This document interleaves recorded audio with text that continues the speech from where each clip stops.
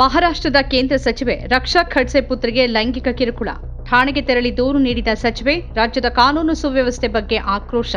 ಮಹಾರಾಷ್ಟ್ರದ ಜಲಗಾಂವ್ ಜಿಲ್ಲೆಯಲ್ಲಿ ನಡೆದ ಉತ್ಸವವೊಂದರಲ್ಲಿ ತನ್ನ ಅಪ್ರಾಪ್ತ ವಯಸ್ಸಿನ ಪುತ್ರಿಗೆ ದುಷ್ಕರ್ಮಿಗಳು ಲೈಂಗಿಕ ಕಿರುಕುಳ ನೀಡಿದ ಘಟನೆಯ ಬಳಿಕ ಕೇಂದ್ರ ಸರ್ಕಾರದ ಸಹಾಯಕ ಸಚಿವೆ ರಕ್ಷಾ ಖಡ್ಸೆ ಮಹಾರಾಷ್ಟ್ರದಲ್ಲಿ ಮಹಿಳೆಯರ ಸುರಕ್ಷತೆ ಬಗ್ಗೆ ಕಳವಳ ವ್ಯಕ್ತಪಡಿಸಿದ್ದಾರೆ. ಇದು ರಾಜ್ಯದ ಕಾನೂನು ಸುವ್ಯವಸ್ಥೆಯನ್ನ ಟೀಕಿಸೋಕೆ ವಿಪಕ್ಷ ಕಾಂಗ್ರೆಸ್ ಪಕ್ಷಕ್ಕೆ ಉತ್ತಮ ಅಸ್ತ್ರವೊಂದು ದೊರೆತಂತಾಗಿದೆ. ಕೇಂದ್ರ ಯುವಜನ ವ್ಯವಹಾರ ಹಾಗೂ ಕ್ರೀಡಾ ಖಾತೆಯ ಸಹಾಯಕ ಸಚಿವೆ ಮತ್ತು ಬಿಜೆಪಿ ನಾಯಕಿ ರಕ್ಷಾ ಖಡ್ಸೆ ಅವರು ತನ್ನ ಪಕ್ಷದ ಹಲವಾರು ಕಾರ್ಯಕರ್ತರು ಮತ್ತು ಬೆಂಬಲಿಗರೊಂದಿಗೆ ಪೊಲೀಸ್ ಠಾಣೆಗೆ ತೆರಳಿ ದೂರನ್ನ ನೀಡಿದ್ದಾರೆ. ಶಿವರಾತ್ರಿ ಪ್ರಯುಕ್ತ ಕೊಥಾಲಿಯಲ್ಲಿ ಪ್ರತಿ ವರ್ಷದಂತೆ ಯಾತ್ರಾ ಕಾರ್ಯಕ್ರಮವೊಂದನ್ನು ಹಮ್ಮಿಕೊಳ್ಳಲಾಗಿತ್ತು. ನನ್ನ ಪುತ್ರಿ ಈ ಉತ್ಸವಕ್ಕೆ 2 ದಿನಗಳ ಹಿಂದೆ ತೆರಳಿದ್ಲು ಹಾಗೂ ಆಕೆಗೆ ಕೆಲವು ಹುಡುಗರು ಕಿರುಕುಳ ನೀಡಿದ್ರು. ಈ ಬಗ್ಗೆ ದೂರು ನೀಡೋಕೆ ಪೊಲೀಸ್ ಠಾಣೆಗೆ ಬಂದಿದ್ದೇನೆ ಅಂತ ಆಕೆ ಹೇಳಿದ್ದಾರೆ. ವಿಚಲಿತರಾದವರಂತೆ ಕಂಡುಬಂದಿದ್ದ ಖಡ್ಸೆ ಅವರು, ನಾನಿಲ್ಲಿಗೆ ತಾಯಿಯಾಗಿ ನ್ಯಾಯ ಕೋರಿ ಬಂದಿದ್ದೇನೆ ಹೊರತು ಸಚಿವೆ ಅಥವಾ ಎಂಪಿಯಾಗಿ ಅಲ್ಲ ಅಂತ ಹೇಳಿದ್ದಾರೆ. आज मैं एक मंत्री के तौर पे नहीं तो एक माँ के तौर पे आज मैं पुलिस स्टेशन में गई थी, क्योंकि परसों रात को जो मेरी बेटी के साथ और उसके सहेलियों के साथ जो घटना वहाँ पे घड़ी वो अतिशय निंदनीय है। क्योंकि जिस तरह का माहौल अभी दिन पे दिन मुक्ताई नगर सिटी में या तालुका में यहाँ पे देखने को मिल रहा है, और मुझे लगता है कि मेरे जैसे कई माएँ होगी कि उन्होंने भी ये सवाल पुलिस स्टेशन में जाके पूछना चाहिए कि जो बेटियों के ऊपर जो तकलीफ़ें हो रही है तो उसके बारे में पुलिस स्टेशन में भी कंप्लेंट देना ज़रूरी है। परसों यहाँ पे हर साल की तरह संत मुक्ताई का मंदिर है और यहाँ पे बड़ी यात्रा होती है महाशिवरात्रि के निमित्त में।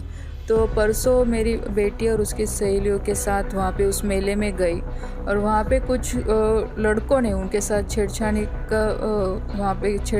की, और उसके साथ ही जो मेरा घर वाला गार्ड है, जो पुलिस गार्ड था, वो भी उनके साथ था।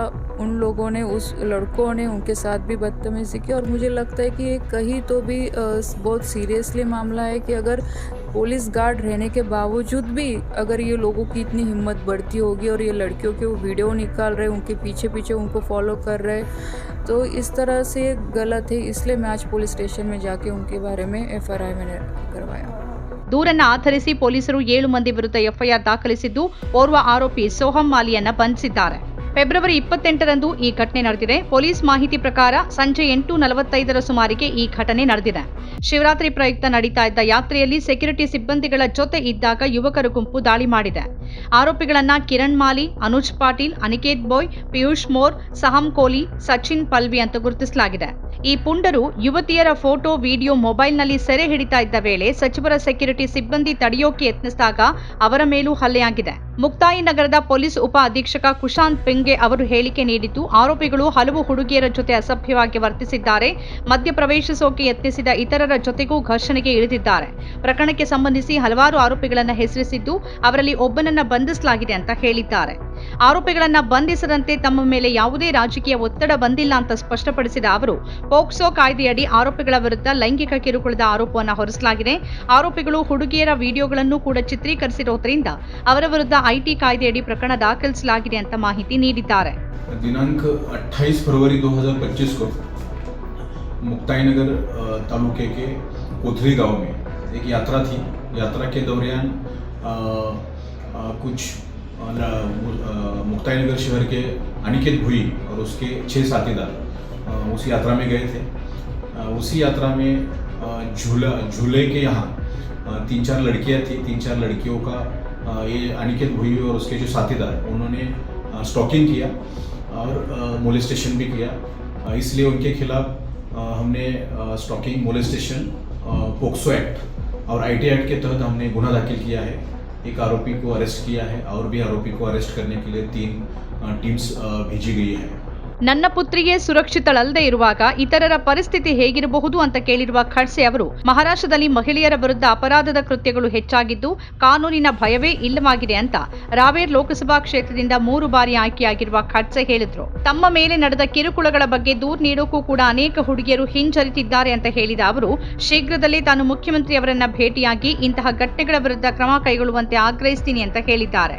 ಘಟನೆಗೆ ಸಂಬಂಧಿಸಿ ರಾಜ್ಯ ಸರ್ಕಾರದ ವಿರುದ್ಧ ತೀವ್ರ ವಾಗ್ದಾಳಿ ನಡೆಸಿರುವ ಮಹಾರಾಷ್ಟ್ರ ಕಾಂಗ್ರೆಸ್ ಅಧ್ಯಕ್ಷ ಹರ್ಷವರ್ಧನ್ ಸಪ್ತಾಲ್ ಮುಖ್ಯಮಂತ್ರಿ ಹುದ್ದೆಗೆ ಫಡ್ನವೀಸ್ ರಾಜೀನಾಮೆ ನೀಡಬೇಕು ಅಂತ ಆಗ್ರಹಿಸಿದ್ದಾರೆ. ಬಿಜೆಪಿ ನೇತೃತ್ವದ ಮಹಾಯುತಿ ಸರ್ಕಾರದ ಆಳ್ವಿಕೆಯಲ್ಲಿ ಕಾನೂನು ಸುವ್ಯವಸ್ಥೆ ಕುಸಿದಿರುವುದಾಗಿ ಆರೋಪಿಸಿದ್ದಾರೆ. ರಾಜ್ಯದಲ್ಲಿ ಗೂಂಡಾಗಳ ಹಾವಳಿಯಿಂದಾಗಿ ಮಹಿಳೆಯರು ಹಾಗೂ ಬಾಲಕಿಯರ ಮೇಲಿನ ದೌರ್ಜನ್ಯಗಳಲ್ಲಿ ಭಾರೀ ಹೆಚ್ಚಳಾಗಿದೆ. ಕೇಂದ್ರ ಸಚಿವರ ಮಗಳೇ ಸುರಕ್ಷಿತಳಾಗಿರದೇ ಇರುವಾಗ ಇನ್ನು ಶ್ರೀಸಾಮಾನ್ಯರ ಮಕ್ಕಳ ಬಗ್ಗೆ ಚಿಂತೆ ಮಾಡದೇ ಇರುವುದೇ ಒಳ್ಳೆಯದು ಅಂತ ಅವರು ವ್ಯಂಗ್ಯವಾಡಿದ್ದಾರೆ. ಮುಖ್ಯಮಂತ್ರಿ ದೇವೇಂದ್ರ ಫಡ್ನವೀಸ್ ಅವರು ಘಟನೆ ಬಗ್ಗೆ ಪ್ರತಿಕ್ರಿಯಿಸಿ, ನಿರ್ದಿಷ್ಟ ಪಕ್ಷವೊಂದರ ಕಾರ್ಯಕರ್ತರು ಈ ಅಪರಾಧದಲ್ಲಿ ಶಾಮೀಲಾಗಿದ್ದು ಅವರ ವಿರುದ್ಧ ಕಠಿಣ ಕ್ರಮ ಕೈಗೊಳ್ಳಲಾಗುತ್ತೆ ಅಂತ ಹೇಳಿದ್ದಾರೆ. ಕಳೆದ ವಾರ ಪುಣೆಯಲ್ಲಿ ನಿಂತಿದ್ದ ಬಸ್ಸೊಂದರಲ್ಲಿ ಯುವತಿ ಮೇಲೆ ನಡೆದ ಅತ್ಯಾಚಾರ ಪ್ರಕರಣ ಇಡೀ ರಾಜ್ಯವನ್ನ ಬೆಚ್ಚಿ ಬೀಳಿಸಿದ ಬೆನ್ನಲ್ಲೇ ಈ ಘಟನೆ ವರದಿಯಾಗಿದೆ. ನಮ್ಮ ಕಾರ್ಯಕ್ರಮಗಳನ್ನ ನೀವು ನೋಡ್ತಾ ಇದ್ರೆ ನಮ್ಮ ಚಾನೆಲ್ ಅನ್ನ ಸಬ್ಸ್ಕ್ರೈಬ್ ಮಾಡಿ, ಪಕ್ಕದ ಬೆಲ್ ಐಕಾನ್ ಒತ್ತಿ ನಮ್ಮನ್ನ ಬೆಂಬಲಿಸಿ. ಹಾಗೆ ನಮ್ಮ ಕಾರ್ಯಕ್ರಮಗಳನ್ನ ಲೈಕ್ ಮಾಡಿ, ಕಮೆಂಟ್ ಮಾಡಿ, ಅದನ್ನ ಬೇರೆಯವರಿಗೂ ವಾಟ್ಸ್ಆಪ್ ಮೂಲಕ ಶೇರ್ ಮಾಡಿ. ನೀವು ಹೀಗೆ ಮಾಡಿದಾಗ ನಮ್ಮ ಚಾನೆಲ್ ಇನ್ನಷ್ಟು ಮತ್ತಷ್ಟು ಜನರಿಗೆ ತಲುಪಲು ನೀವು ನಮ್ಮೊಂದಿಗೆ ಸಹಕರಿಸಿದ ಹಾಗಾಗುತ್ತೆ. ಇದು ನೀವು ಯಾವುದೇ ಖರ್ಚಿಲ್ಲದೆ ಕೆಲವೇ ಸೆಕೆಂಡುಗಳಲ್ಲಿ ನೀಡಬಹುದಾದ ಸಹಕಾರ. ಧನ್ಯವಾದಗಳು.